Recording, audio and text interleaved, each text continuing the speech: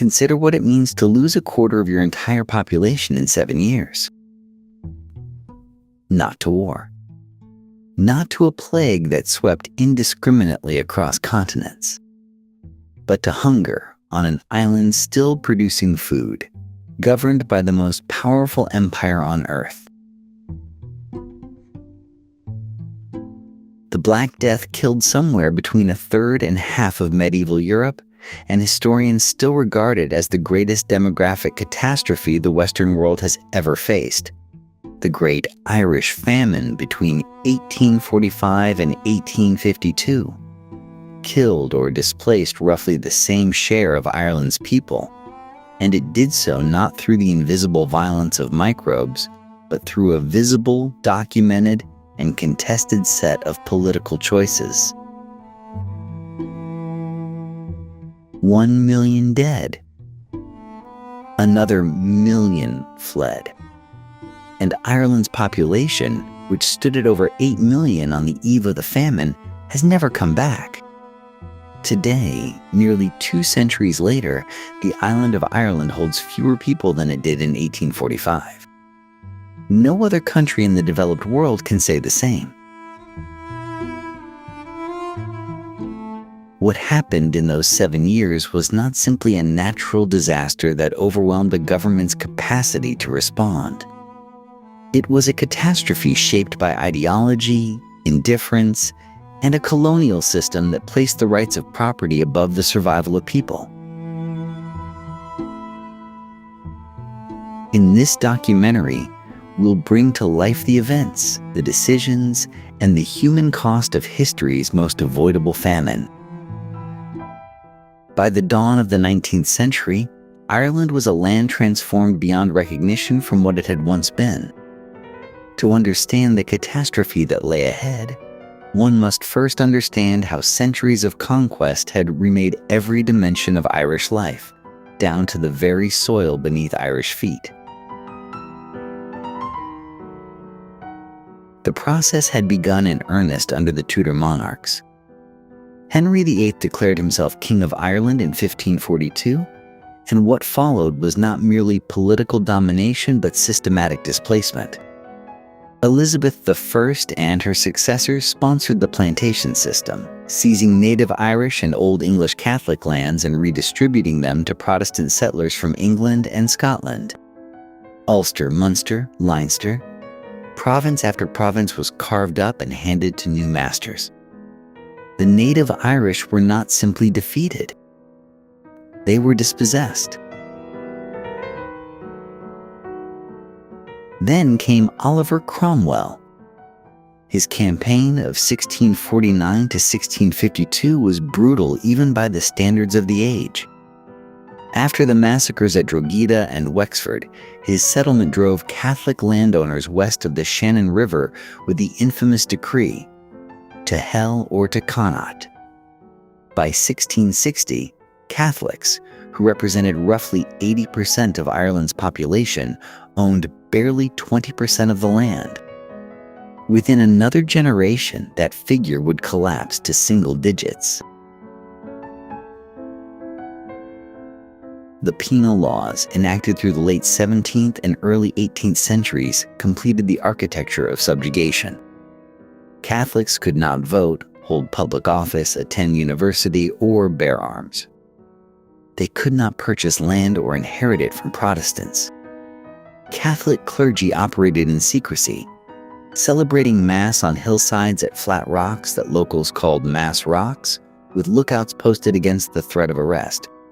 An entire civilization was pushed underground, kept deliberately poor and deliberately powerless.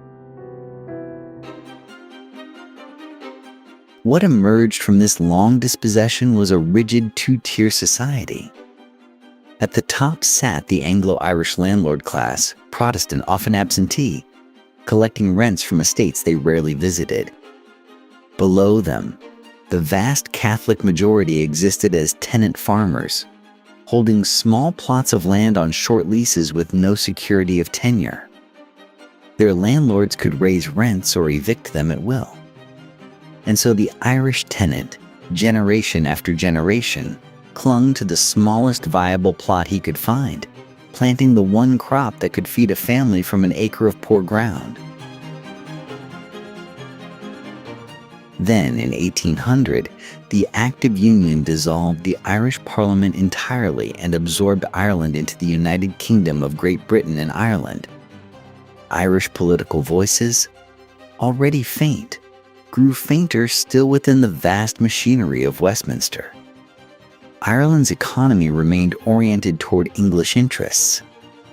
Its people remained bound to the land and bound to landlords who felt little obligation toward them. A nation had been systematically impoverished, stripped of rights, and made utterly dependent on the narrowest of foundations. When that foundation cracked, there would be nothing left to catch the fall. The potato arrived in Ireland sometime in the 1580s or 90s, carried back from the Andes of South America by Spanish and English voyagers. Nobody recorded the exact moment it first took root in Irish soil. Nobody could have imagined what that small, unpromising tuber would come to mean. At first, the potato was simply a garden curiosity, a supplement to grain crops. But Ireland's climate, cool and damp, suited it extraordinarily well. And as the decades passed, something else became clear. An acre of potatoes could feed a family that an acre of grain simply could not. The calculus was irresistible, especially for people who had almost nothing left to lose. The population began to climb. From roughly 5 million in the 1750s, Ireland's people numbered over 8 million by the 1840s, one of the fastest rates of growth anywhere in Europe. Visitors to the continent were astonished. How was it possible? The answer lay partly in that single crop, and partly in the subdivision of land the potato made viable. Under the cottier system, the dominant arrangement for Ireland's poorest, a landless laborer rented a tiny plot, sometimes less than an acre, in exchange for seasonal labor on the landlord's estate. These plots were subdivided further with each generation, passed between children until they shrank to something barely imaginable. A family might survive on a quarter acre. They could survive because of the lumper. The lumper potato was not elegant. It was watery, coarse, and farmers elsewhere in Europe considered it barely worth growing. But it produced extraordinary yields on poor, wet ground, and it provided something close to a complete human diet. A working Irish man might eat 10 pounds of potatoes a day. That sounds extraordinary, but potatoes contain protein, vitamin C, iron, and enough calories to sustain hard physical labor. During the long months when lumpers were available, the Irish poor were, nutritionally speaking, not badly fed at all. The danger, of course, was invisible at the time. Every lumper across the country was genetically nearly identical, reproduced by cutting and replanting rather than by seed. What infected one could infect all. The entire nutritional architecture of a nation rested on a monoculture so narrow that a single pathogen could bring it down entirely. The warnings had come before. In 1816 and 1817, a volcanic eruption at Mount Tambora in the Dutch East Indies sent a cloud of ash around the globe, dropping temperatures and causing crop failures across Europe and North America. Ireland's potato harvest failed partially both years. People went hungry. Some died. Then the crisis passed, and the lesson went unlearned. In 1839, a fierce winter storm devastated crops across the country. Partial failure again. Partial recovery. Again, the system held just barely, and the underlying fragility remained unexamined. What nobody in power asked was the essential question: what happens to 8 million people if the potato fails completely? The landlords took their rents in grain and cattle, which left Ireland even in the bad years. The British government viewed Irish poverty as the natural consequence of Irish idleness, a moral failure rather than a structural one. And so the warning shots were absorbed. The population kept growing, and the dependence deepened. By the early 1840s, Ireland balanced on a foundation no wider than a single plant species. A civilization, a people, an entire way of life hung suspended above an abyss that nobody in authority was willing to see clearly. What would push them over the edge was already crossing the Atlantic, traveling in the holds of ships from North America, invisible, unstoppable, and utterly indifferent to human suffering. By the early 1840s, Ireland was not merely poor. It was a society under pressure from every direction at once, straining at seams that had been worn thin for generations. The political air crackled with possibility and frustration in equal measure. Daniel O'Connell, the Cork-born lawyer who had already won Catholic emancipation in 1829, was now leading a new campaign. He wanted repeal of the Act of Union, the restoration of an Irish Parliament in Dublin. His weapon was the same one he had wielded before: numbers. Sheer, staggering, peaceful numbers. In the summer of 1843, O'Connell staged what became known as the Monster Meetings. At Tara in County Meath, the ancient seat of Irish kings, an estimated 750,000 people gathered in a single field. At Clifton, at Cork, at dozens of sites across the country, hundreds of thousands more answered his call. The British government watched in undisguised alarm. Nothing like it had been seen anywhere in the world. Then, in October of that year, the government banned a planned meeting at Clontarf, and O'Connell, unwilling to risk bloodshed, called it off. He was arrested, tried, and briefly imprisoned. The repeal movement never fully recovered its momentum.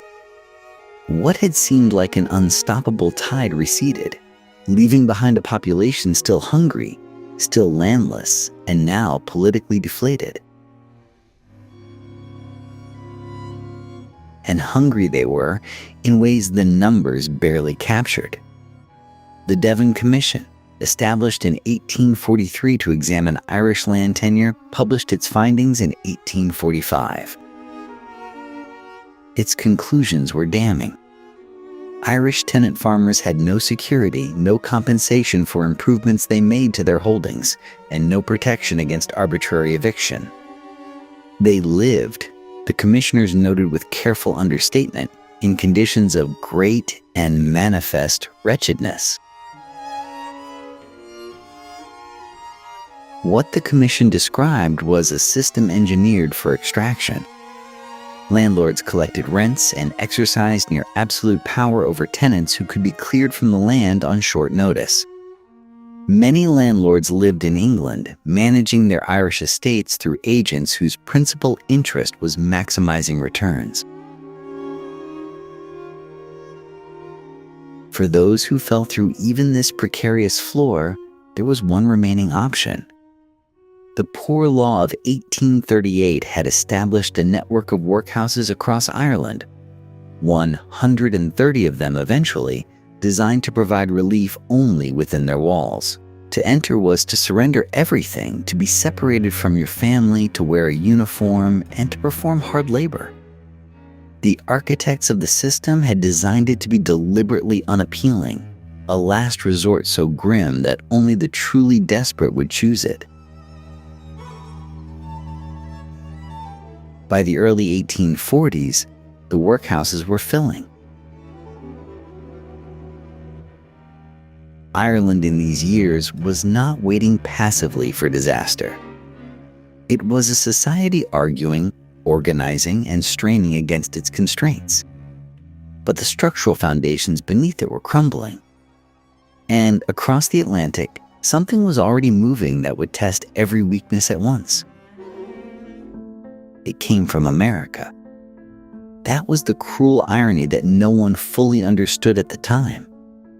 The disease that would unmake Ireland had crossed the Atlantic in the holds of trading ships, most likely hidden within seed potatoes transported from the eastern United States to Belgium sometime in 1844. It traveled invisibly the way catastrophes often do, disguised as ordinary commerce.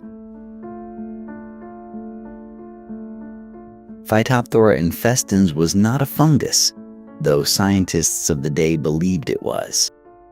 It was something stranger, a water mold, an organism that thrived in cool, damp conditions and spread with terrifying speed. It needed no invitation. The wet summers of Northwest Europe were all the welcome it required. By the summer of 1845, reports of diseased potato crops were arriving from Belgium, the Netherlands, and northern France. The blight moved like weather, invisible until it was everywhere at once.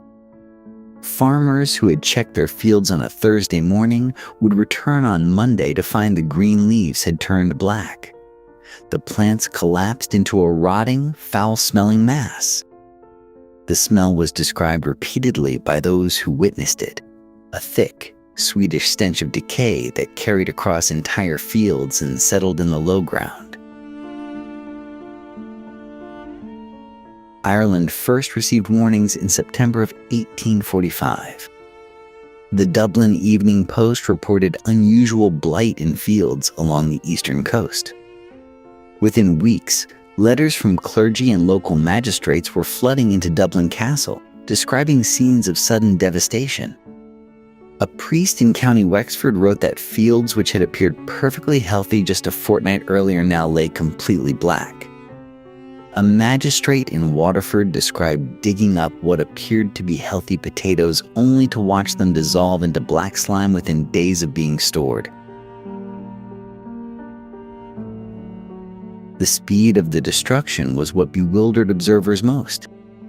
The blight did not merely kill the plants. It followed the potatoes underground, breaking down the stored tubers even after harvest. Families who believed they had saved enough to survive the winter opened their pits in October and November to find nothing but liquid rot. Roughly 1/3 of the entire 1845 potato harvest was destroyed. That number demands to be held for a moment. In a country where perhaps 3 million people depended almost entirely on the potato for their daily survival, the loss of 1/3 of the crop was not an inconvenience. It was immediate hunger for hundreds of thousands of people before winter had even fully set in. Scientists and government officials scrambled to understand what they were facing. The leading botanist advising the British government, Dr. John Linley, initially suggested the cause was excessive moisture in the atmosphere. Others proposed that the disease was caused by static electricity or by smoke from steam locomotives disturbing the natural order of the air. The organism responsible would not be properly identified until 1861 by the German botanist Heinrich Anton de Bary. In 1845, no one knew what they were fighting, which meant no one knew how to stop it. This scientific confusion had consequences far beyond the academic. Without understanding the cause, there could be no effective response. Well-meaning advice circulated widely, suggesting that diseased potatoes could be partially salvaged by drying them or by mixing the rot with other foodstuffs. Most of it was useless. Families who followed the guidance found their stored foods simply deteriorated faster. What remained constant Beneath the confusion and the desperate improvisation was the smell. Travelers and journalists who moved through the affected counties in the autumn of 1845 described a landscape that had been transformed. Fields that should have been ready for harvest were black and prostrate. The air carried the distinctive, stomach-turning odor of mass decay. Something fundamental had shifted in the Irish countryside, though few yet grasped how permanent that shift would prove to be. The government in London was watching. The question of how it would respond and what it believed its responsibilities actually were would determine the fate of millions. That question leads directly to the decisions made in the winter and spring that followed. In London, the reports from Ireland landed on the desk of Prime Minister Robert Peel in the autumn of 1845.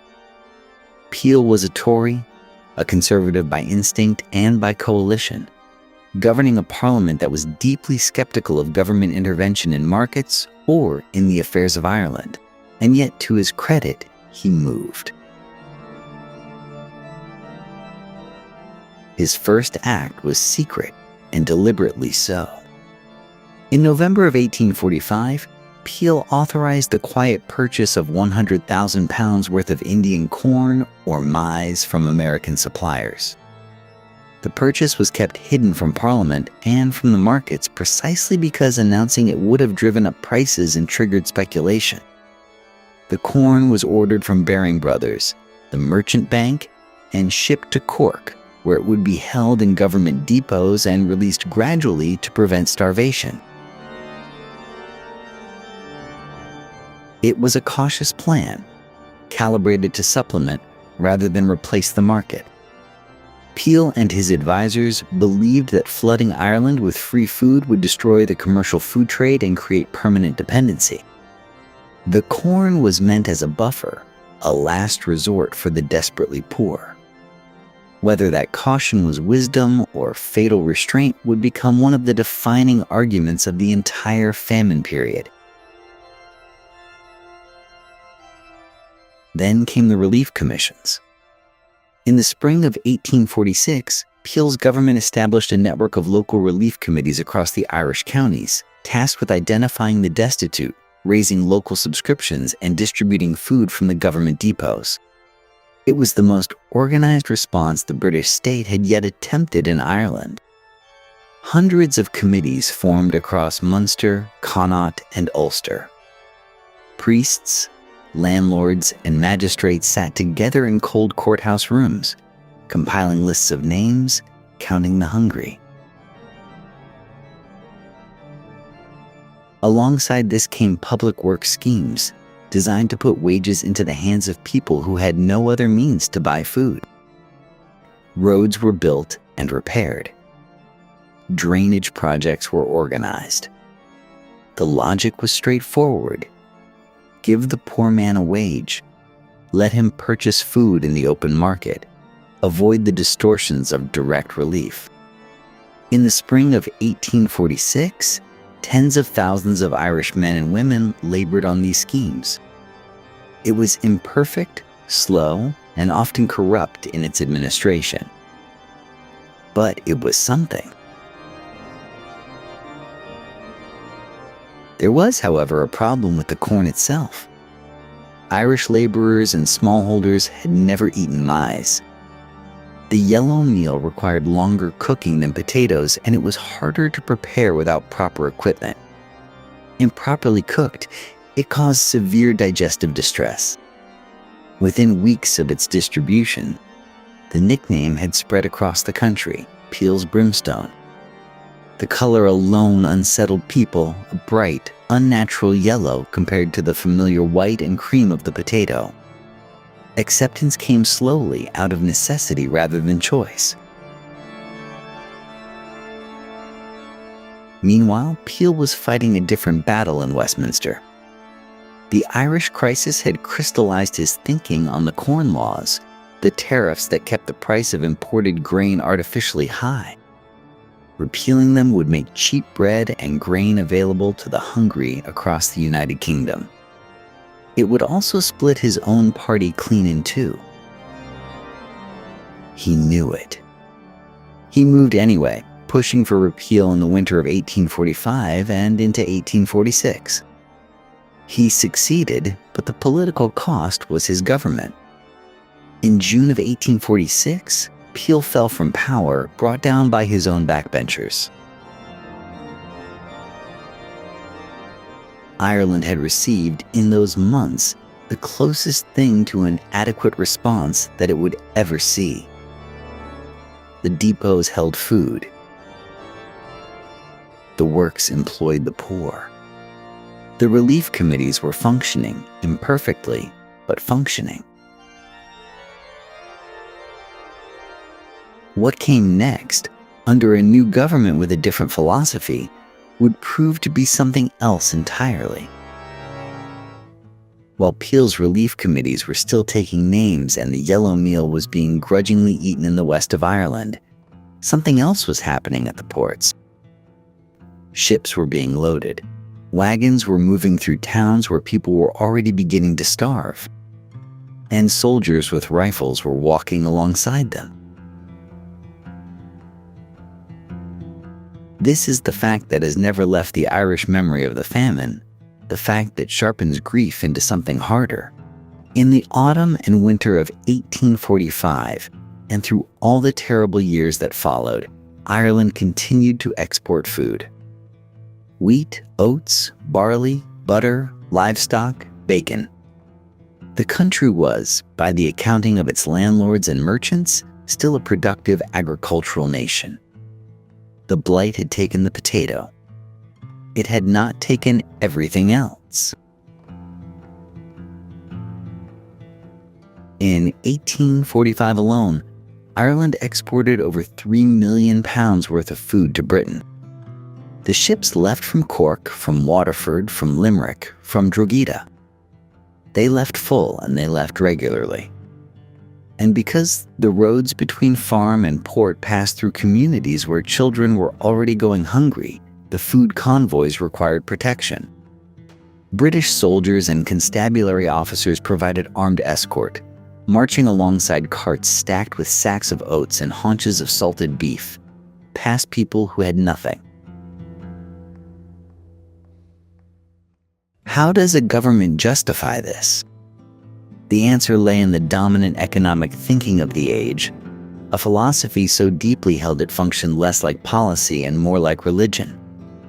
Political economy taught that markets must not be interfered with. Food was a commodity. It belonged to whoever had purchased it. The landlords and merchants who owned the grain had every legal right to sell it where the price was highest, and the price was highest in England. For the government to seize or halt those exports would have been, in the language of the time, a violation of property rights, a dangerous precedent, an assault on the very principles that held commerce together. Charles Trevelyan, the senior treasury official who would become the central administrative figure of the famine, was among the most committed believers. The market, he held, would correct itself.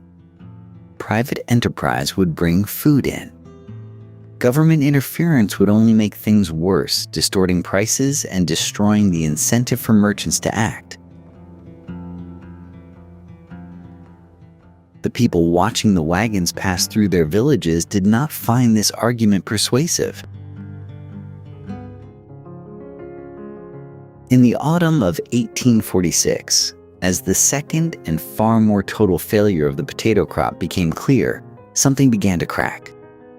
At the port of Dungarvan in County Waterford, crowds of hungry men and women blocked the roads and seized carts of oatmeal being transported for export. They were desperate, not reckless. People who had looked at the mathematics of their situation and arrived at the only conclusion available. The military was called. Order was restored. The oatmeal continued to the ships. At Youghal, on the Cork coast, similar scenes played out. Protesters gathered at the quayside, shouting at the dockhands loading grain. There were scuffles, arrests, the familiar choreography of hunger meeting force. Across Munster and Connaught, smaller protests erupted and were suppressed. The food kept moving. Historians have long debated whether halting exports could have saved lives. The volumes involved were significant but not limitless, and Ireland's needs were vast. What is beyond debate is what the sight of those departing ships did to the relationship between the Irish people and British governance. It became proof, witnessed firsthand, that the government which ruled them regarded their lives as secondary to the rights of property and the logic of the market. The food that kept leaving became a wound that would not close. It would be carried in the memories of survivors, written into letters sent across the Atlantic, and spoken of in the cottages of the diaspora for generations. And still the ships sailed. Even as the second winter approached, darker and more lethal than the first, the exports continued. The question was no longer whether the existing relief measures were adequate. They were not. The question was what, if anything, the new government in London was prepared to do about it. When the potato crop failed again in the autumn of 1846, it failed completely. The previous year had been devastating. This was annihilation. Across Connaught and Munster, farmers who had cautiously replanted watched the stalks blacken within days. The smell returned, that same thick Swedish rot that had haunted the previous harvest, only now it rose from nearly every field in every county. Where 1845 had left some survivors, some half-decent ground, some families who had scraped through on small reserves, 1846 left almost nothing. The timing was cruel beyond measure. People had eaten through whatever had been saved. The yellow meal distributed under Peel's relief scheme had run out or become unaffordable. And now there would be no new crop. The margin between hunger and death, already razor thin, had disappeared entirely. Into this catastrophe walked a new government. In June of 1846, Robert Peel's administration collapsed over an unrelated political dispute, and the Whigs came to power under Lord John Russell. The change of government brought a change of philosophy, sharper and less forgiving than anything that had preceded it. Where Peel had at least intervened with imported maize and state-run depots, the new Whig administration was ideologically committed to keeping government out of the food supply entirely. Private enterprise would feed Ireland. The state would provide work, not food, through an expanded program of public works. The man given operational control over this response was Charles Trevelyan at the Treasury, the same official whose convictions about political economy had shaped the previous chapter's decisions. His new authority was wider, and his certainty was undiminished. Trevelyan believed with genuine and terrible sincerity that excessive government intervention would corrupt the Irish character and prevent the emergence of a healthy private market. He would later describe the famine itself as a judgment of God on an indolent people. The machinery he ran reflected those beliefs precisely. The public works scheme that winter employed hundreds of thousands of Irish men and women breaking stones on roads that led nowhere, building piers in landlocked parishes, all for wages so meager they could barely purchase the food that was increasingly unavailable at any price. Workers, weakened by months of hunger, stood in freezing rain swinging hammers at frozen ground. Overseers recorded their hours. The bureaucracy processed their tickets. And people died on the roadsides on the way home. How cold was that winter? cold enough that the Shannon froze at Limerick, cold enough that relief workers crossing Connemara reported bodies preserved in the ditches by frost, whole families who had simply lain down and did not rise. In Cork, in Clare, in Mayo, the workhouses built for thousands were filling beyond any designed capacity. Entire communities were collapsing inward, the social fabric dissolving as people became too weak to bury their dead. By early 1847, what the Irish would simply call Black 47 had fully arrived. Not as a single event, but as an accumulation of absences. No food, no heat, no strength, no help adequate to the scale of what was happening. Fever, the constant companion of famine, moved through the weakened population with terrifying speed. Relapsing fever, dysentery, and what was called famine dropsy, a grotesque swelling caused by starvation, appeared in every parish. Doctors and priests moved through scenes that defied the language available to describe them. Trevelyan, working from his London office, processed reports and wrote memoranda. He remained confident that the market would correct, that Irish dependence on the potato was the real problem, that the suffering, however regrettable, was part of a necessary and ultimately beneficial transformation. The gap between that confidence and the frozen roads of Connacht was not merely a gap of distance or information. It was a gap of imagination, of moral priority, of whose lives counted when decisions were weighed. The worst was not yet over, but the world was beginning to hear. Reports were reaching newspapers, Parliament, and the wider Atlantic world. Voices were starting to demand a different response entirely. Whether those voices would be heard, and how quickly, would determine how many more would be lost before anything changed. Charles Trevelyan was not a cruel man by his own understanding. He was a disciplined one. A product of Haileybury College and the East India Company's administrative machinery, he had absorbed the doctrines of political economy with the same thoroughness he applied to everything else. Adam Smith, Nassau Senior, the principles of laissez-faire, these were not merely theories to Trevelyan. They were moral truths, as certain as Scripture.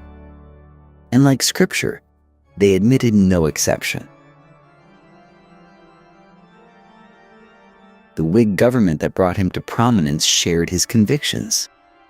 Lord John Russell's administration believed, with genuine intellectual consistency, that state interference in markets created dependency, distorted prices, and ultimately harmed the populations it claimed to help. The food depots that Peel had established were ordered shut in the spring of 1847, precisely as famine fever was cresting across the island.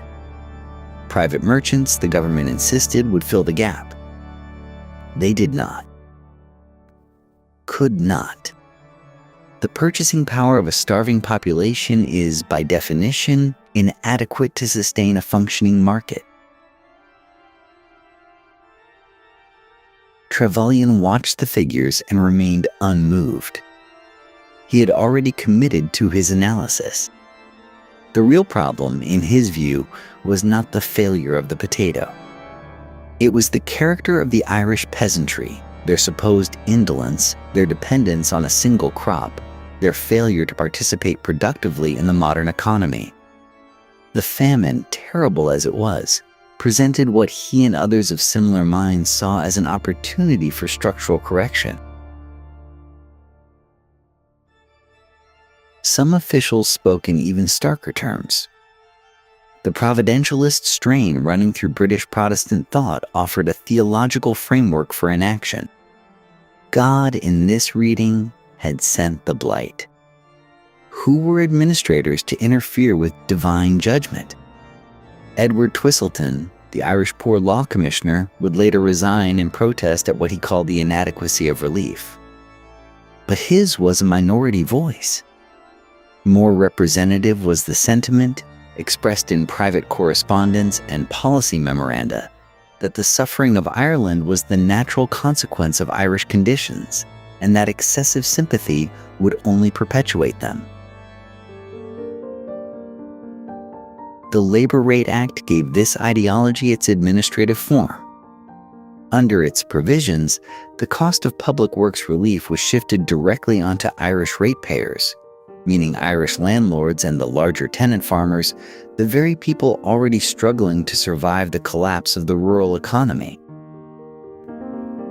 Many smaller landlords were bankrupted. Others responded by clearing tenants from their land to reduce their rateable valuation.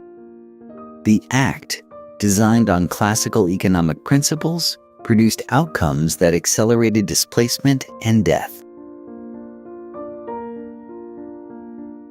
And then there was Trevelyan's own verdict, recorded for history in terms that still retain their power to shock. Writing privately, he described the famine as a mechanism, an effective mechanism, for reducing what he called Ireland's surplus population. He meant it analytically. He believed population had outrun resources, that reduction was economically necessary. He was describing the deaths of 1 million people as a market correction. Whether one understands that statement as cynicism, ideology, or the particular blindness of a man armored in abstraction, its consequences were the same. Policy decisions made in London offices, guided by principles that treated hunger as a variable to be managed rather than a catastrophe to be stopped, shaped the daily reality of 3, 4, 5 million people on the western edge of Europe.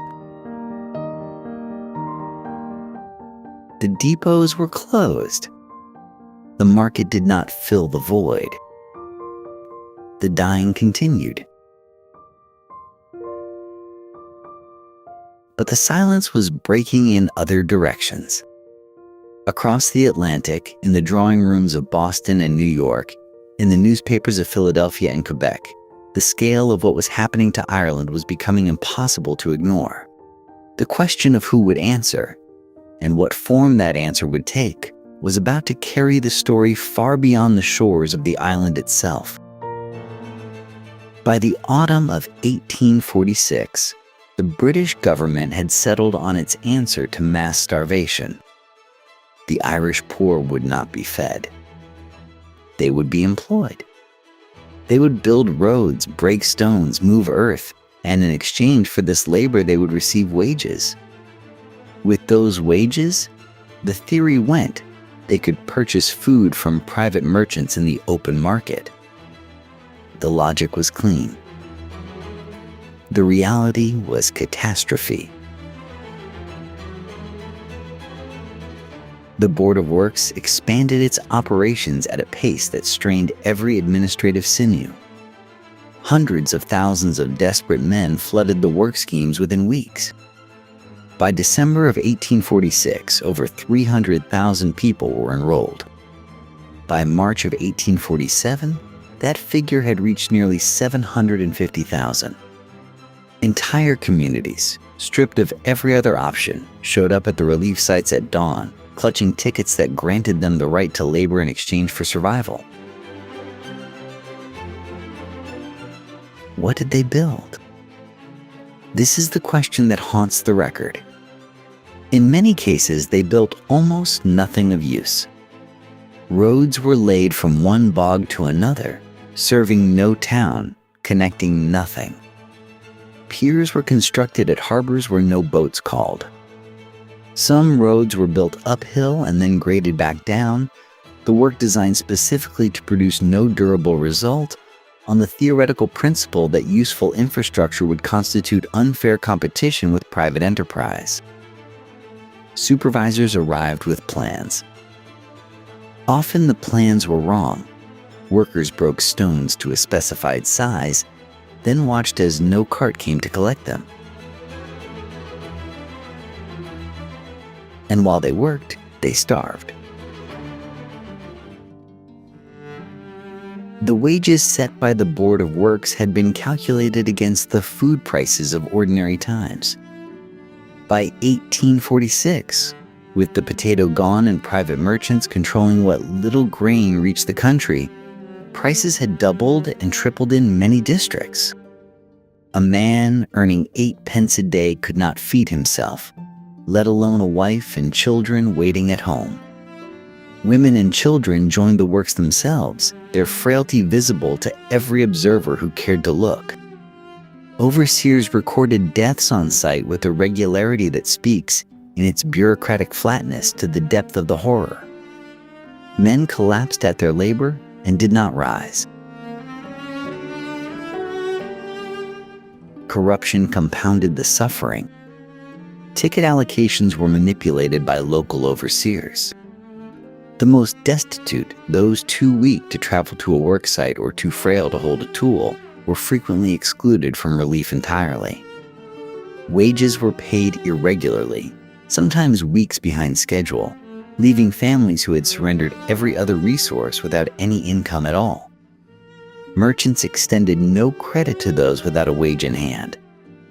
And so people died not for want of work or even technically for want of wages, but in the gap between a paymaster's delay and a next meal that never came. By the early months of 1847, the failure of the public works was visible to anyone willing to look. Mortality was rising not despite the relief scheme but alongside it, enrolled workers dying at a rate that indicted the entire mechanism. The scheme was feeding an administration, a bureaucracy, a theory. It was not feeding the Irish poor. Even within the British government, the evidence was becoming difficult to dismiss. Pressure was building for a different approach, one that might actually place food in the mouths of those who were dying. The soup kitchen, long dismissed as an insult to the principles of political economy, was about to receive its reluctant hearing. The failure of the public works forced even the most ideologically rigid hands. In February of 1847, Parliament passed the Temporary Relief Act, quickly known as the Soup Kitchen Act, authorizing the direct distribution of food to the starving. It was a quiet legislative revolution, a formal admission that the market had failed and that the state would, however briefly, feed its subjects. The rollout was remarkable in its speed. Local relief committees organized distribution points across the country. Boilers were acquired, staff recruited, ration tickets issued. Within weeks, hundreds of thousands of people were lining up at stations where prepared food. Typically, a thick stirabout of cornmeal or rice was ladled into whatever vessel a person carried. By the summer of 1847, the kitchens were feeding 3 million people every single day. In a country whose total population had already been ravaged by a year and a half of famine, that figure represented something extraordinary. It was the single largest relief operation of the entire crisis. Among those who arrived to help was a man quite unlike the bureaucrats and theorists who had previously dominated the response. Alexis Soyer was a celebrated French chef, famous across London for his extravagant menus at the Reform Club, a man who had cooked for royalty and aristocracy. He arrived in Dublin in the spring of 1847 with a design for a model soup kitchen and a talent for public spectacle.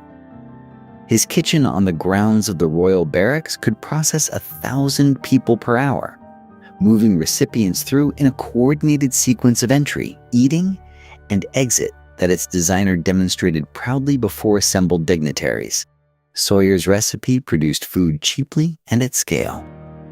Critics, including some who ate his soup, noted that it was thin, calorically insufficient, more performance than sustenance. But his presence generated attention, and attention, in the bitter arithmetic of famine relief, was not nothing. The mortality figures told a quieter but more significant story. Through the summer months of 1847, as the kitchens reached their peak distribution, the rate of death declined. Not ended, not even dramatically reversed, but measurably slowed. The mechanism was simple enough. People were being fed. Food, it turned out, delayed starvation. The evidence was plain, the lesson obvious, and the government chose not to learn it. By the autumn of 1847, with a new potato crop coming in, small and insufficient but present, officials declared the emergency phase concluded.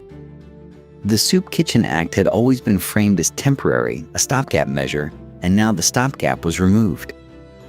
The kitchens closed across the country through the autumn months. Relief was handed back to the Irish Poor Law, a system of workhouses already overwhelmed, underfunded, and governed by the principle that assistance should be punishing enough to deter all but the most desperate. The reasoning behind the closure was partly financial and partly ideological. Irish poverty, the prevailing argument held, should be relieved by Irish property. English taxpayers had contributed enough. The Act of Union, which had promised to bind Ireland and Britain into a single economic unit, was quietly set aside when the bill came due. 3 million people had been fed daily. The mechanism had worked, and it was dismantled in 6 months. What followed the closure of the kitchens would become the darkest chapter of the entire famine. With the public works wound down and the soup kitchen shuttered, the burden of survival fell upon a poor law infrastructure wholly unequal to the weight placed upon it, and upon Irish landlords who were about to be handed both the responsibility and the incentive to clear their lands of the hungry. The poor law had not been designed for famine. It had been designed for ordinary poverty, for the occasional misfortune, for the manageable number. Ireland's 130 workhouses completed through the 1840s had been built with a combined capacity of just over 100,000 people. What arrived at their gates in the autumn and winter of 1847 was something no architect had imagined. Hundreds of thousands came. They came with nothing, having surrendered or lost everything that came before the hunger. They came because the kitchens had closed and the public works had ended and the roads held nothing for them anymore. By the beginning of 1848, workhouse populations in the most devastated counties had swollen to 2 and 3 times their intended capacity. In some houses, the yards were packed with the sick lying in the open air for want of indoor space. Wards designed for 40 held 100. The straw on which people slept was rarely changed. The air was thick with the smell of bodies and disease. Typhus arrived first. Spread by the body louse that thrived in conditions of overcrowding and unwashed clothing, it moved through workhouse wards with terrible efficiency. Relapsing fever followed, and then dysentery, which stripped whatever remaining strength hunger had left. Doctors and workhouse staff who entered the sick wards often did not leave them. The fever did not distinguish between the desperate and those who had come to help. In some workhouses, the mortality rate among staff rivaled that among inmates. The numbers were unsparing. In certain workhouses during the peak crisis years of 1847 and 1848, somewhere between 25 and 30% of all those admitted died within the walls. 1 in 4. Sometimes more. And yet still the conditions attached to entry remained. A family seeking relief did not enter together. Men, women, and children were separated on admission and housed in different wards, sometimes in different buildings entirely. A father might spend months inside the same stone walls as his wife and children without seeing them. The theory behind the separation was deterrence. The workhouse was meant to be a last resort, and the deliberate dissolution of family life was part of what made it so. Into this machinery came one further cruelty. The Gregory Clause, introduced in 1847, barred any tenant holding more than a quarter acre of land from receiving relief.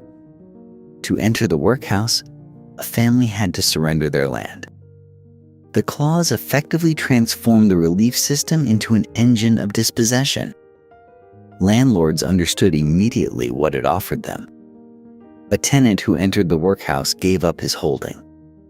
The land could be consolidated, cleared, converted to pasture.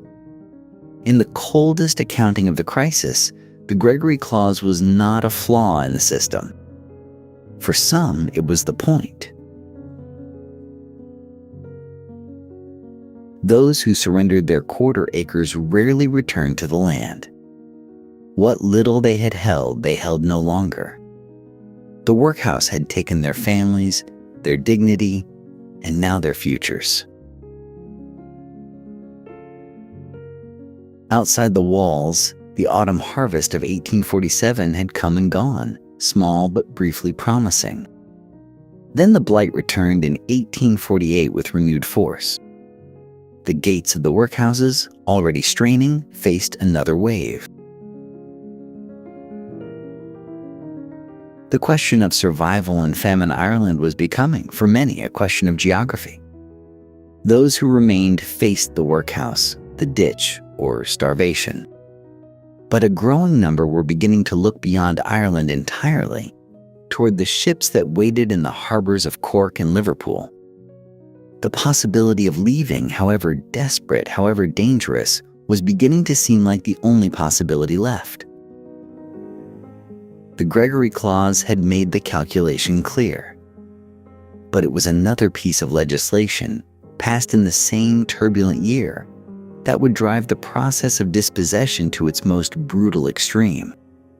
The Poor Law Extension Act of 1847 placed the full cost of famine relief onto the Irish poor law unions themselves to be funded by local rates. Landlords paid those rates on all tenanted holdings valued at under £4.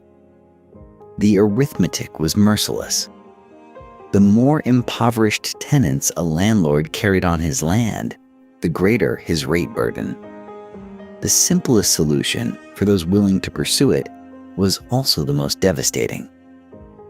Clear the tenants. Demolish the houses so they could not return. And let the land lie empty or convert it to grazing, which required almost no labor at all. What followed was one of the most systematic episodes of forced displacement in Irish history.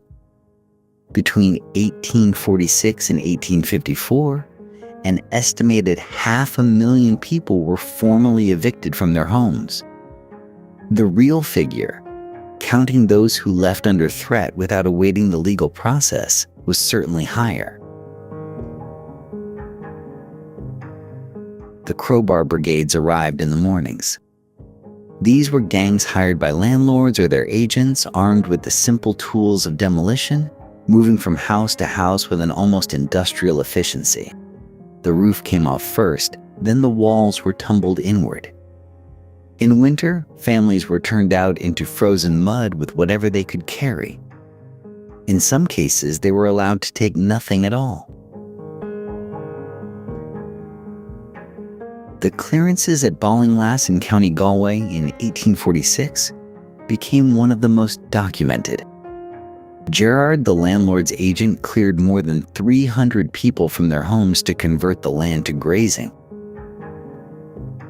The village was leveled. Families who had farmed the land for generations were driven onto the road in March, with the cold still hard in the ground. Some crept back to shelter in the ruins of their own walls. They were driven out again. In County Clare, The Kilrush Union became synonymous with the scale of what was happening. The local poor law inspector, Captain Arthur Kennedy, documented eviction after eviction with a barely suppressed rage, reporting to Dublin that entire townlands were being emptied. He described families sheltering in ditches and scalps dug from the earth in the open fields. He was not a sentimental man. His reports made him sick regardless. And then there was the estate of Major Denys Mahon in County Roscommon. Mahon had chartered ships in 1847 to remove over 1,000 tenants, many of them sent aboard vessels so decrepit they became known as coffin ships in their own right. When he returned to his estate that October, he was shot dead from the roadside. His assassination sent a shiver through the landlord class across Ireland. He was not the last. Several landlords and agents were killed in the years that followed by tenants who had passed beyond desperation into something colder and more deliberate. The killings provoked outrage in the British press and Parliament. The evictions themselves provoked rather less. A handful of voices, including the Quakers and some members of Parliament, condemned what was happening. But the machinery of property law was on the landlord's side. Eviction was legal. The crowbar brigades were lawful. The families in the ditches had no remedy. 500,000 people cleared. Villages erased from the landscape as they had never stood. Ireland was being emptied not only by hunger and disease, but by deliberate human decision. And for many of those left standing on the roads with nothing, there was now truly only one direction remaining. Toward the coast. Toward the ships. They died in the fields where they had worked. They died on the roadsides, in the furrows of empty ground, in the scalps and burrows they had scratched from hillsides when their homes were gone. In the winter of 1847, the Irish countryside had become something that no living person had words adequate to describe. The roads themselves seemed to move, crowded with the skeletal and the barely living, and among them, at intervals, the already dead. Eyewitness accounts from that winter carry a quality of horror that even the most measured observers could not suppress. A magistrate traveling through County Cork described bodies at the roadside with their mouths stained green, the unmistakable mark of those who had eaten grass in the final extremity of hunger, nettles, roots, the bark of trees. Whatever the land still offered that could be swallowed.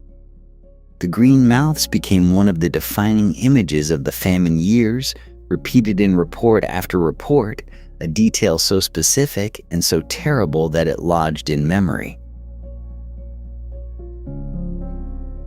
What broke alongside the living was something less visible, but equally essential. The rituals of the dead collapsed. In rural Irish Catholic life, the wake was sacred. To wash a neighbor's body, to sit with it through the night, to carry it in procession to the churchyard and lower it properly into named ground, this was not sentiment. It was the binding tissue of community itself.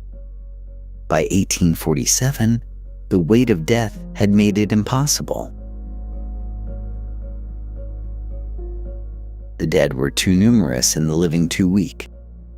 Coffins gave way to the notorious sliding board design, a hinged bottom that allowed a body to be lowered and then dropped into a pit while the box itself was carried back to be used again. Even that improvisation eventually could not keep pace. People were buried in their clothes, in sheets, in nothing at all. Churchyards filled beyond capacity, and then beyond any semblance of order. Across Connaught and Munster particularly, the mass burial pits opened. In Skibbereen in West Cork, the situation became so extreme that it drew journalists, officials, and eventually international attention. The town's name became shorthand for the very worst of what the famine had produced. A correspondent from the Illustrated London News, visiting in December of 1846, described streets where the dying lay in full view, where bodies had been left unburied for days, where the local infrastructure had simply ceased to function under the weight of catastrophe. The clergy, both Catholic and Protestant, moved through this landscape bearing witness and offering what comfort they could. Many died doing so. Priests administered last rites to the dying in the open fields, in the workhouses, on the roads. Church of Ireland ministers and Quaker visitors recorded what they saw in letters and journals that have survived as some of the most important documents of the period. Father Matthew, the temperance campaigner, traveling between Cork and Dublin in the summer of 1847, wrote of fields that had been full of people the previous year and were now silent, empty of everything. What emerges from these accounts collectively is not simply the scale of death, but its texture, the way it unmade the small ceremonies that give human life its dignity. People who had lived in named places, who had tended particular fields, who had been part of communities going back generations, died as strangers on open ground. Ireland was being recorded in grief by those who still had the strength to hold a pen. And the world slowly was beginning to look. For those who still could walk, who still had something left to sell or borrow or beg, one thought had become overwhelming by the spring of 1847. Leave. Get out. Cross the water by whatever means existed and never look back at the fields that had killed their neighbors and were killing them. They came to the ports in their tens of thousands. To Cobb, to Liverpool, to Belfast. In 1847 alone, more than 200,000 people left Ireland. The numbers would remain staggering in the years that followed, wave after desperate wave, until emigration had become not a choice but a reflex, a survival instinct encoded into Irish life for generations to come. But the ships that waited for them were not built for passengers. They were timber vessels, cargo ships that had crossed the Atlantic carrying lumber from the forests of Canada and now carried human beings on the return voyage. The economics were brutally simple.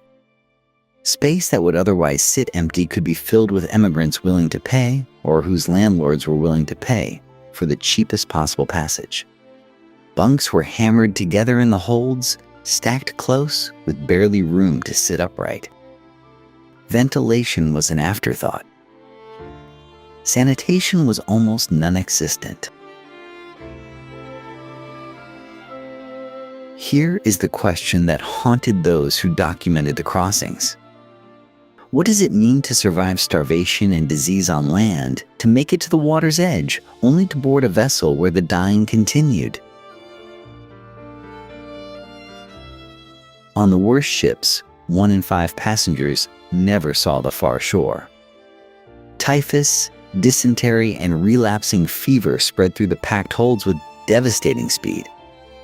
The sick had nowhere to go and no way to be separated from the healthy. Provisions ran short. Fresh water turned foul.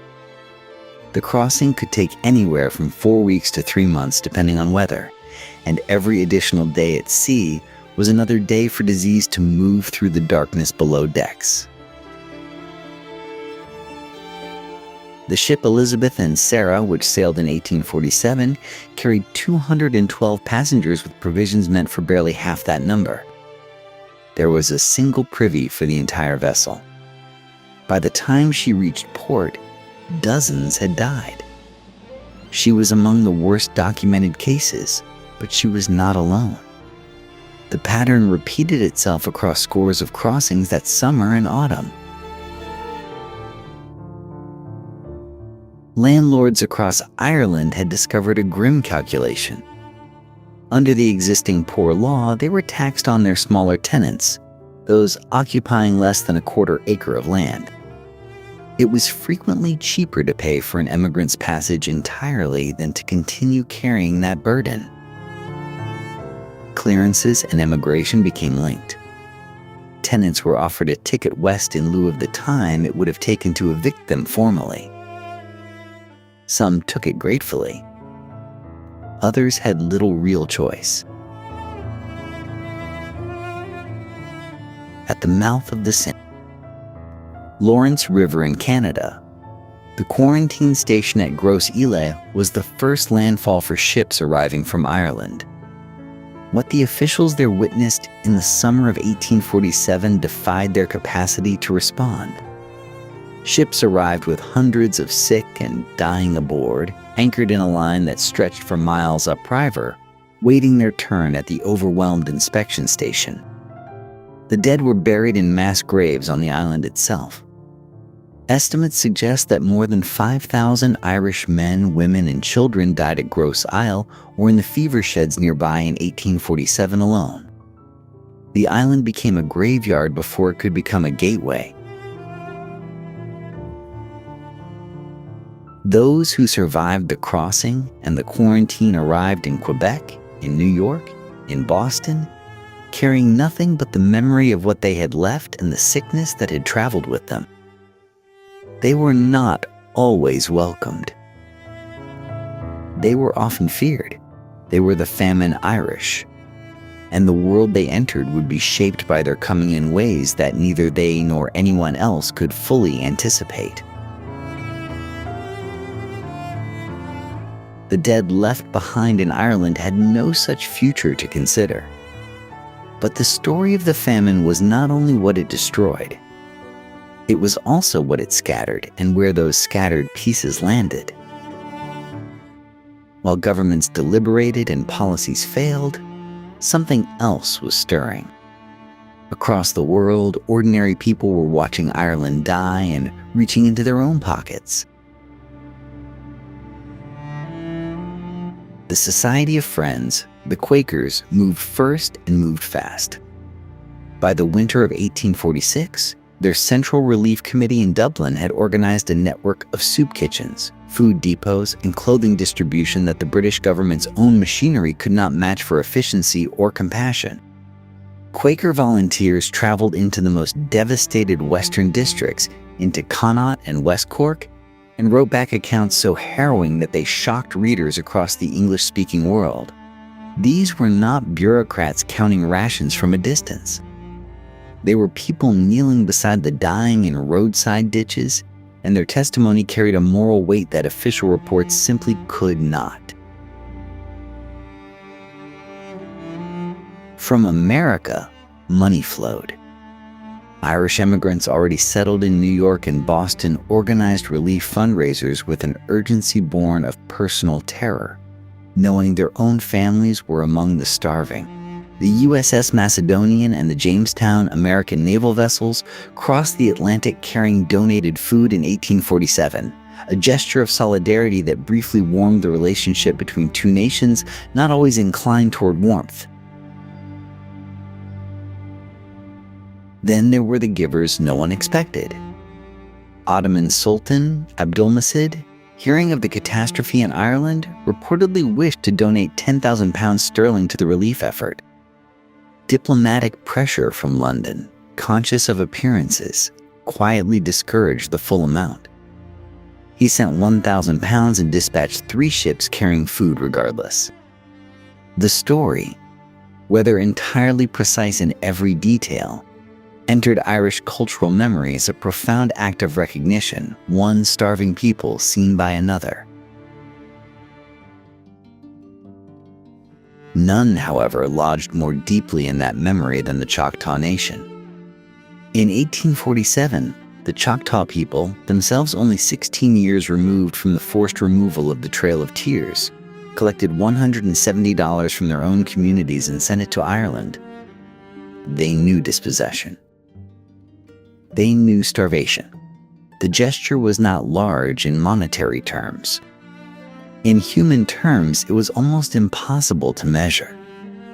The connection between the Choctaw and Irish peoples has endured into the present day, memorialized in sculpture and in the donations that flowed back the other way when the Navajo and Hopi nations faced hardship in the 21st century. Not all charity arrived without complication. Queen Victoria donated £2,000 to the British Relief Association, but some critics pointed out was considerably less than she had recently given to a fashionable London charity. The donation was praised and mocked in equal measure.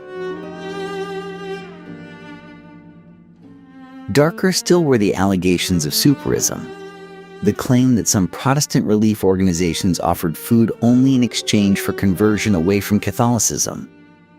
How widespread this practice truly was remains debated by historians. What is certain is that the belief in it spread widely, poisoning the well of charity with suspicion and leaving wounds in Irish religious and political identity that would not close for generations. The generosity of strangers could not fill the void the government had abandoned, but it revealed something essential about what the famine had become, a crisis visible to the world, even when those in power chose not to see it. By the spring of 1847, the great architect of Irish constitutional nationalism was dying. Daniel O'Connell, the liberator, the man who had won Catholic emancipation through moral force alone, traveled to Rome seeking restoration of his failing health. He never arrived. He died in Genoa in May, aged 71, his voice silenced at the precise moment Ireland needed it most. With him died something larger than a single man. The faith that change could come through peaceful petition, through the slow machinery of Westminster politics, seemed to expire alongside him. Into that vacuum stepped a younger, more impatient generation. The Young Ireland movement had been gathering force through the early 1840s, shaped by writers and intellectuals who believed Irish identity demanded something more than legal argument. Thomas Davis had given them romantic cultural nationalism before his death in 1845. Now John Mitchell gave them fury. His newspaper, The United Irishman, published in 1848, described British policy in Ireland not as negligence, but as deliberate extermination. His language was incendiary and intentional. Mitchell wanted to be arrested, and the British government obliged him. Charged with treason felony under a law rushed through Parliament specifically to catch him, he was transported to Van Diemen's Land in May of 1848. His journey to the prison colony became, in nationalist memory, a martyrdom. The movement's other voices carried on. Thomas Francis Meagher, barely 25 years old, had already earned the nickname Meagher of the Sword for a speech demanding armed resistance. But speeches were easier than soldiers, and soldiers were easier than victory. Ireland in 1848 was not ready for revolution. The people were exhausted, starving, dying. The organizational foundations were shallow. European revolutions that year in Paris and Vienna offered inspiration but no practical assistance. The moment came and passed in a cabbage garden. On the 29th of July, 1848, a small band of rebels confronted a party of armed police at Widow McCormack's farmhouse in Ballingarry, County Tipperary. The engagement lasted less than an afternoon. No great armies clashed. The rising that was meant to shake an empire ended in a field, and the leaders scattered. William Smith O'Brien, who had reluctantly accepted command, was captured, tried, and transported. History might have recorded it only as farce. Instead, it became foundation. The survivors who escaped abroad carried the flame of revolutionary republicanism into exile. In America, they found an audience among millions of famine emigrants nursing grievances both fresh and deep. From those exiles and those grievances, The Irish Republican Brotherhood would emerge in 1858, the Fenian movement that would keep revolutionary nationalism alive across the following decades. Young Ireland failed to free Ireland. What it succeeded in doing was something perhaps more durable. It created a story, a tradition, a template that future generations would return to again and again. The question of what that tradition would ultimately produce remained very much open. The blight came back. Through 1848, as young Ireland's rebellion sputtered out in a Tipperary cabbage garden, a quieter catastrophe was reasserting itself across the countryside.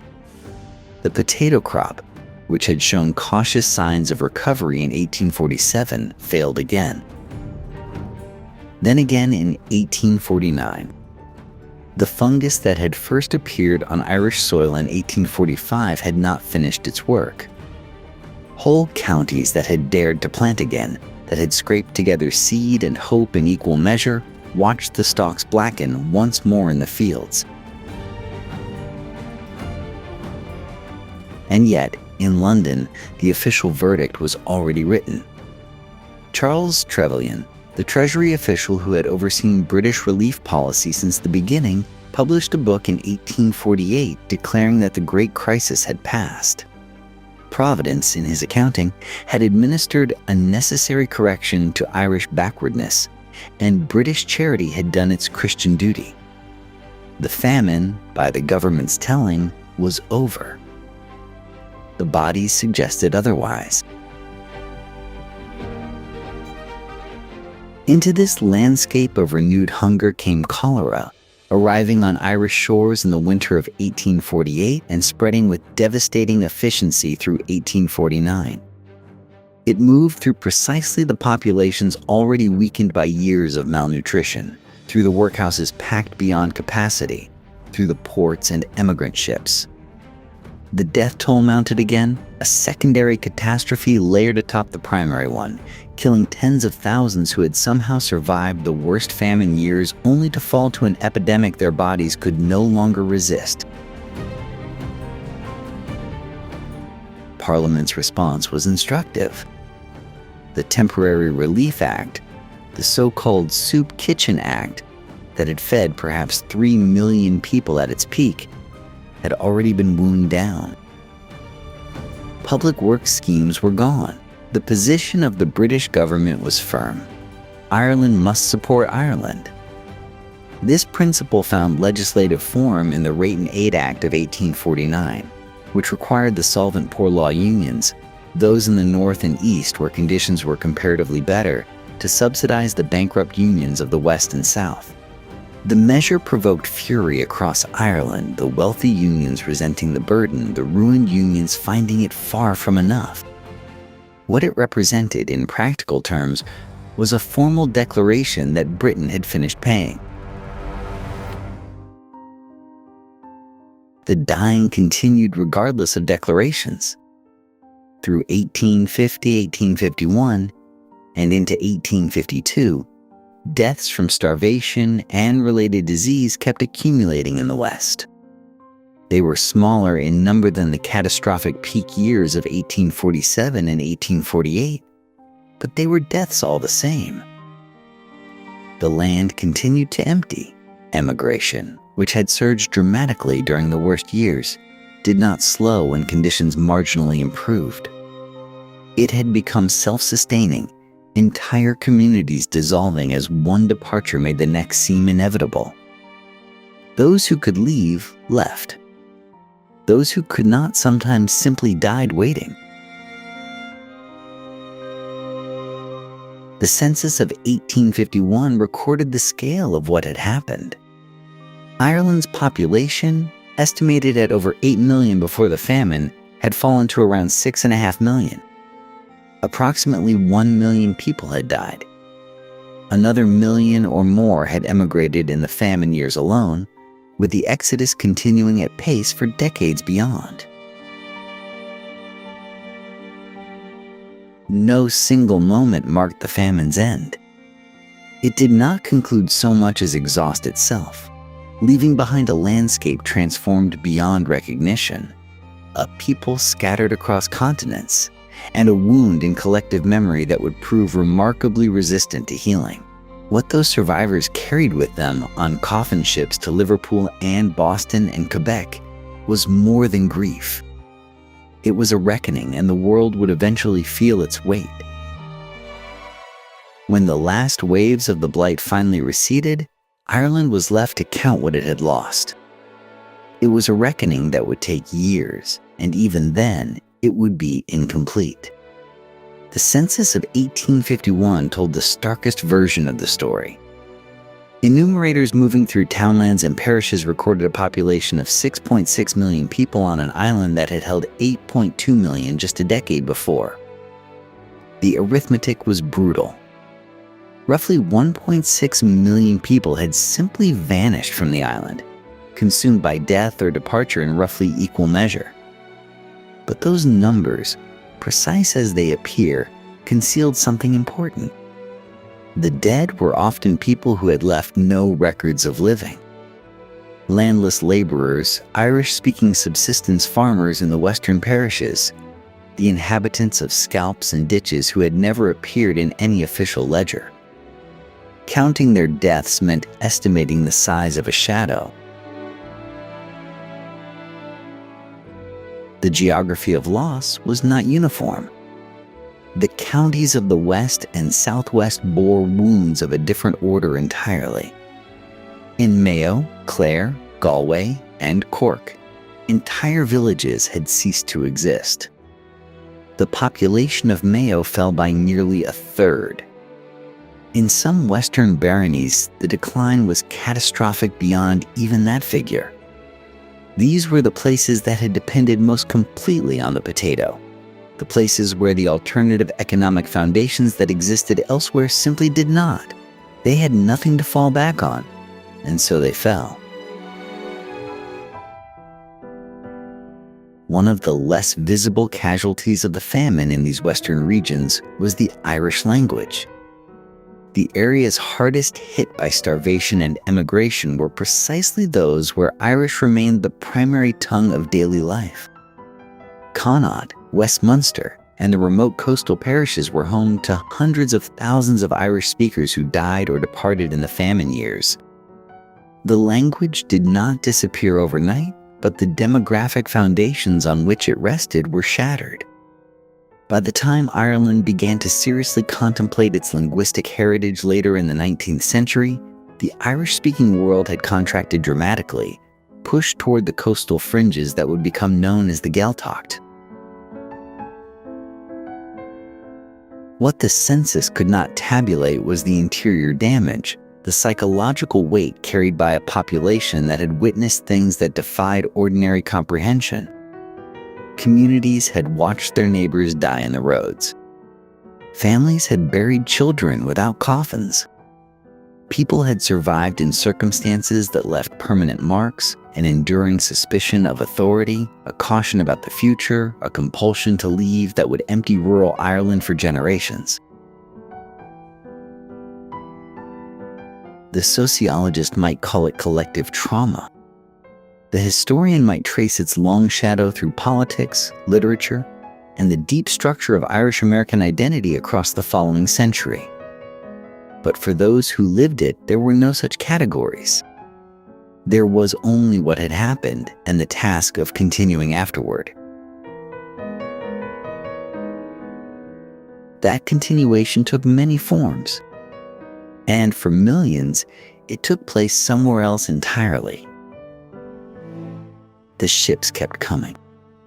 Long after the blight retreated from the potato fields, long after the worst of the hunger years had passed into memory, Ireland continued to empty. This was perhaps the most lasting consequence of the famine. Not the dead who remained, but the living who left and kept leaving. Ireland's population fell in every single decade from 1841 until 1961. No other country in the Western world experienced anything like it. The island became, in a very real sense, a place people left. Between 1850 and 1900, another 4 million souls departed. They carried with them the addresses of cousins, the names of foremen on construction sites in Boston and Chicago, the fragile hope encoded in a letter from someone who had gone before. Those letters, the famous American letters, traveled back across the Atlantic in enormous numbers, folded around bank drafts and money orders that kept families in Roscommon and Kerry and Donegal from the edge of ruin. Chain migration became its own engine. One person crossed, found work, sent money home, and that money purchased the next ticket. Villages gradually relocated themselves across an ocean. In America, the Irish crowded into the poorest neighborhoods of the cities that received them. New York's Five Points district became synonymous with Irish poverty and Irish resilience in equal measure, a place of tenements and street life where newly arrived immigrants built the first fragile infrastructure of an American-Irish world. They dug the canals and laid the railroad tracks that stitched the expanding nation together. They died in enormous numbers in the trenches of the Civil War, serving in units on both sides, with the famous Irish Brigade distinguishing itself at Antietam and Fredericksburg, their green banners a signal of something fiercely held onto, an identity forged in catastrophe. Not all the roads led to America. British industrial cities absorbed hundreds of thousands. Liverpool became, in some neighborhoods, effectively an extension of Connacht. Manchester, Glasgow, and Birmingham took in the overflow, setting Irish immigrants to work in textile mills and on construction gangs.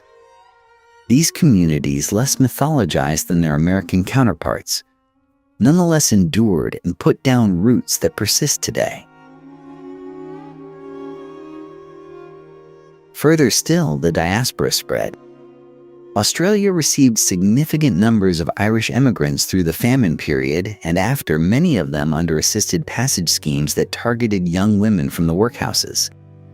Argentina, where Irish settlers had already established a presence in the pastoral regions of the Pampas, continued to draw immigrants who became sheep farmers and landowners in the province of Buenos Aires, a community that maintained its Irish identity across generations with remarkable tenacity.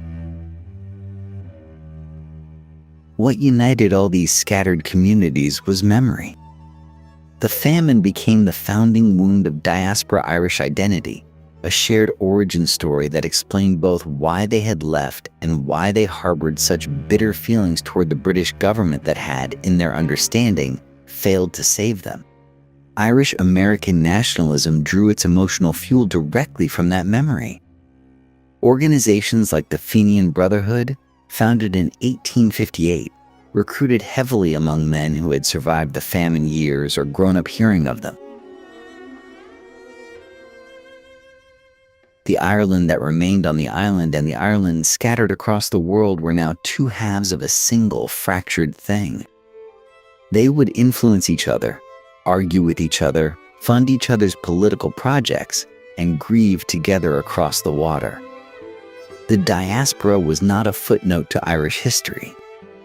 It was Irish history, carrying the wound of the famine forward into a new century. And on the island itself, the survivors and their descendants would eventually turn toward asking a harder question.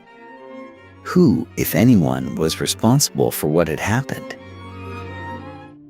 The question had already been answered in the hearts of many long before anyone organized around it. The famine did not merely kill people. It killed something harder to measure and perhaps more consequential: the quiet, defeated acceptance of British rule as simply the way things were. The Fenian Brotherhood, mentioned in those American cities where displaced Irish men gathered in saloons and meeting halls, took that grief and sharpened it into something purposeful. Founded in 1858 simultaneously in Ireland and America by James Stephens and John O'Mahony, the Fenians sought nothing less than an armed Irish republic. Their ranks swelled with Civil War veterans who had learned how to use rifles and could imagine using them again. A rising in 1867 failed badly, its planning betrayed and its timing disastrous. But failure for the Irish Republican tradition was never quite the end of the story. It became, instead, another layer of grievance. Meanwhile, the land itself remained the open wound. 3 million people still lived on Irish soil under a landlord system essentially unchanged since before the famine. A bad harvest in 1879 brought the specter of mass starvation back to the west of Ireland, and that scare proved electric. Michael David, the son of an evicted Mayo farmer, had grown up in an English mill town with one arm lost to machinery and a fury carefully tended over decades. He returned to Ireland and founded the Land League in 1879, demanding that tenants be protected from arbitrary eviction and that rents be made fair. Charles Stewart Parnell, a Protestant landlord from Wicklow with a gift for political organization that bordered on the uncanny, took the Land League's energy and channeled it toward Westminster. Together, David and Parnell created something remarkable: a mass movement that fused the agrarian anger of the countryside with disciplined parliamentary pressure in London. When tenants refused to cooperate with an evicting land agent named Captain Charles Boycott in County Mayo in 1880, they gave a new word to the English language. The tactic spread. The pressure mounted. The Land Acts that followed, Gladstone's legislation of 1881, and the further reforms that accumulated through the 1890s and into the 1900s, gradually dismantled the landlord system that had presided over the famine catastrophe. By the early 20th century, hundreds of thousands of Irish tenant farmers had become owners of the land their families had worked for generations. It was a revolution accomplished through combination of mass agitation and parliamentary leverage, and its roots ran directly back to 1845. But land reform, for many, was not enough. The famine had demonstrated something that could not be undemonstrated: that under British governance, Irish lives could be sacrificed to ideology and economics without decisive intervention. That lesson passed from generation to generation. It echoed in the speeches at Fenian gravesides, in the penny pamphlets circulated through Irish America, in the schoolrooms where a new generation of nationalists were teaching Irish history as a chronicle of deliberate injury. The Easter Rising of 1916 drew on all of it. The War of Independence that followed drew on all of it. The men and women who built the Republic carried the famine with them as a foundation stone, proof that separation was not merely desirable but necessary. The hunger had ended. The reckoning it set in motion would take the better part of a century to arrive at its destination. And then, for a very long time, Ireland went quiet. This is perhaps the strangest chapter in the famine's long history. A catastrophe that killed more than 1 million people and drove millions more from their homeland did not, in the generations that followed, become the subject of great historical inquiry or sustained public mourning. It became instead something closer to a silence. A held breath. A subject changed at the dinner table when the children entered the room. Why? The shame of poverty runs deep in any culture, and in post-famine Ireland it ran deeper than most. To have survived while neighbors died carried its own psychological weight. To have accepted outdoor relief, to have entered the workhouse, to have taken the soup by converting to Protestantism in exchange for food, these were marks that families buried rather than passed down. The very hunger that defined the era became, paradoxically, unspeakable. The destruction of Irish-speaking communities in the West had severed something irreplaceable. The oral tradition through which history, story, and grief had always moved in rural Ireland was shattered along with the communities that carried it. The old storytellers were dead. Their children had emigrated. The knowledge they held, the local memories of which family had starved, which landlord had evicted, which road crew had collapsed from hunger, dissolved with them. Independent Ireland, established after 1922, had complicated reasons of its own for keeping the famine at arm's length. The new state was building a national identity, projecting confidence and forward motion.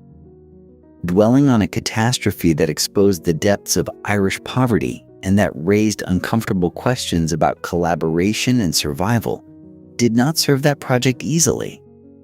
School curricula touched on the famine briefly and moved on. Politicians invoked it rhetorically when needed, but rarely examined it honestly. The academic world followed suit. Remarkably few serious historical studies of the famine existed before the 1950s. The event that had reshaped an entire island was treated as too raw, too contested, or simply too vast to approach with scholarly rigor. Generations of historians looked elsewhere. The silence began to crack in 1962, when a British writer named Cecil Woodham Smith published The Great Hunger. Drawing on years of archival research, she laid out the scale of government failure with unflinching clarity. The book sold widely on both sides of the Atlantic. It provoked fury in some quarters and recognition in others. Irish readers encountered, many for the first time, a systematic account of what their grandparents and great-grandparents had actually lived through. Woodham Smith's work was not without its critics, and the academic debate it sparked would continue for decades. But she had done something essential. She had broken the silence and shown that the famine could be examined, documented, and named without the sky falling.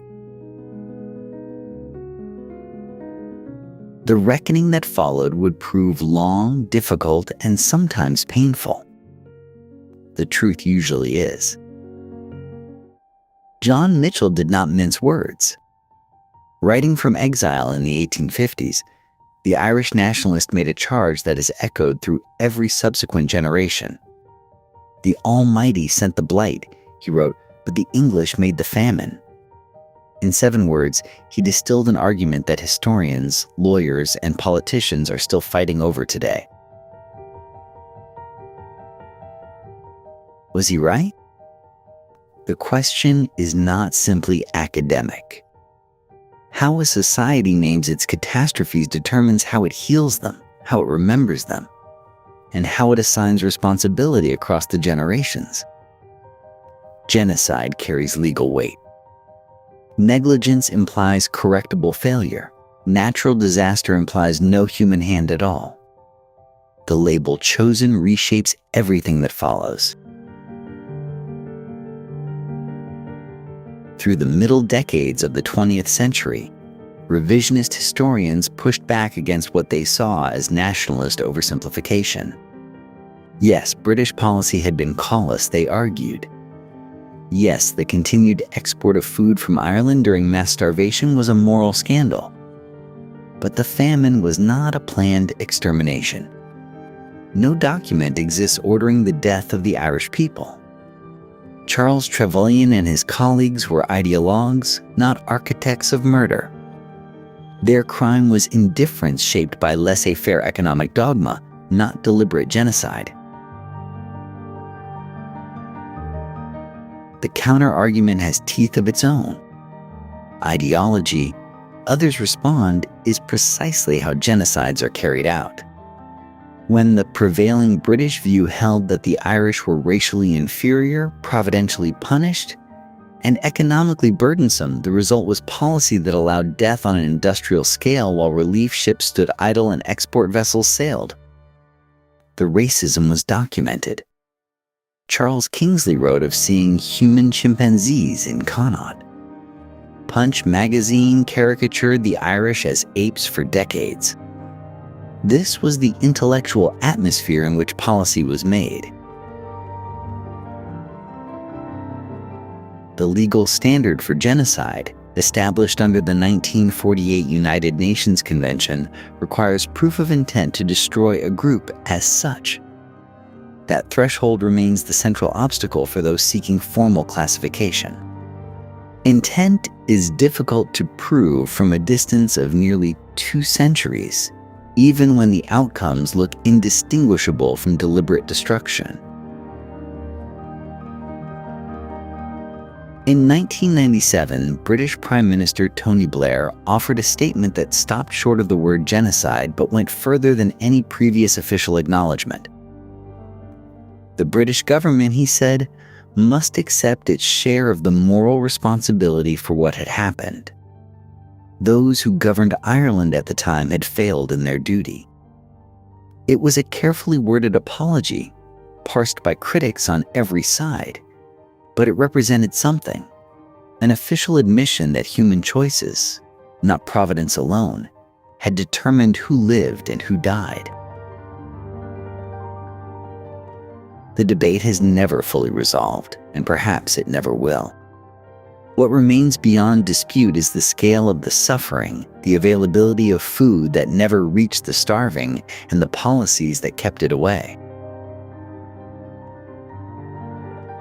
How the world came to remember all of this, and what that remembering cost, is where the story turns next. For a century and a half, the famine had lived mostly in silence. Preserved in folk memory, carried across oceans in the bones of emigrants, whispered in family stories but rarely spoken aloud in the public square. Then the 1990s arrived and the silence broke open. The 150th anniversary of the famine years triggered something remarkable. Across Ireland, across the diaspora, and in academic institutions on both sides of the Atlantic, a reckoning began. Scholars who had spent careers piecing together parish records, estate ledgers, and workhouse registers suddenly found the world paying attention. New histories appeared in rapid succession. University conferences drew crowds. The word famine, for so long an uncomfortable inheritance, became the subject of serious, sustained national conversation. Memorials rose from the ground as if called up by collective need. In Dublin, along the quays of the Liffey, haunting bronze figures were installed in 1997, skeletal and mid-stride, frozen in the act of walking toward emigrant ships that may or may not have saved them.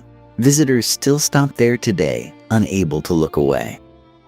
In New York and Boston, in Sydney and Liverpool, communities with deep Irish roots commissioned their own monuments, each one a local acknowledgement that the famine had not ended when the ships docked.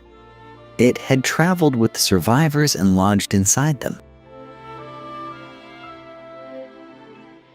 Perhaps no single institution brought the history into sharper focus than the Irish Famine Museum at Strokestown Park in County Roscommon. The estate itself had been a site of eviction and suffering during the worst years. Now it housed the documents, the ledgers, the evidence. Here was the paper trail of catastrophe, preserved and presented so that no one could claim ignorance.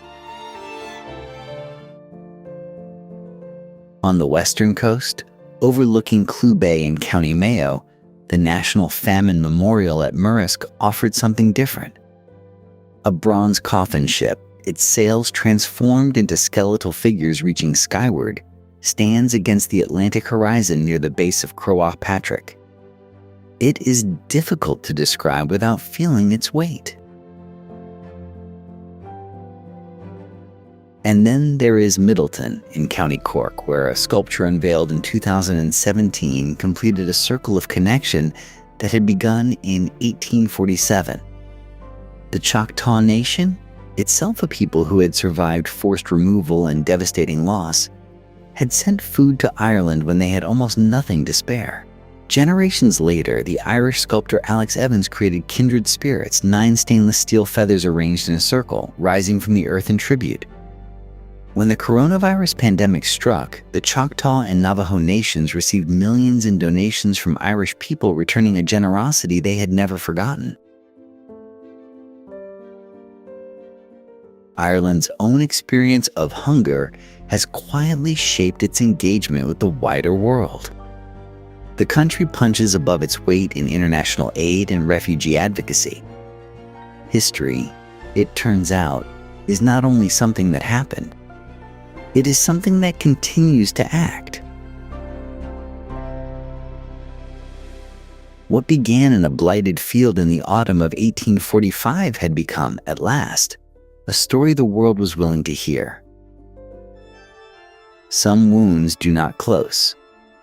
They scar over, they recede from daily consciousness.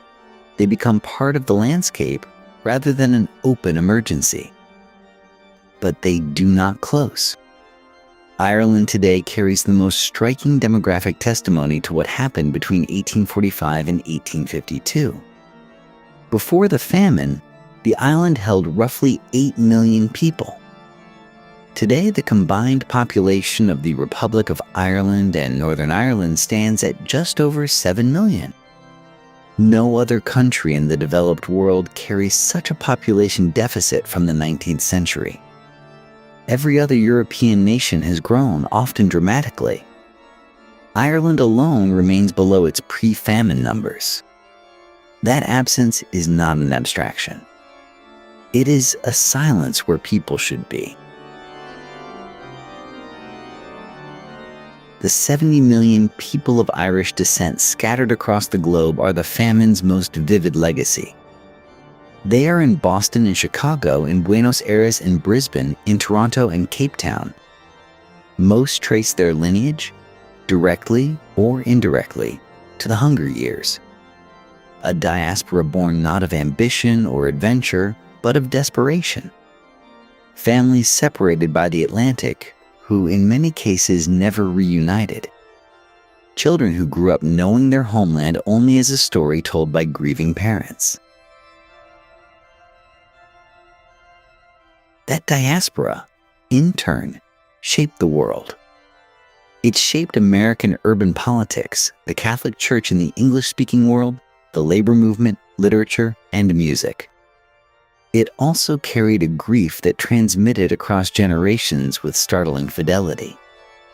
The Irish term for it is something close to a memory held in the body, passed down before words. The famine reshaped Ireland's internal geography too. The Irish language, already under pressure, retreated dramatically. The communities hardest hit by death and emigration were disproportionately Irish-speaking, concentrated along the western coast. The West, which had been poorest, was also linguistically richest. The hunger devoured both. The language survived, but diminished, and continues its fragile life today in small coastal communities called the Gaeltacht. Politically, the famine hardened Irish nationalism into something uncompromising. The memory of a government that presided over mass starvation while adhering to ideology became a cornerstone of the argument for self-determination.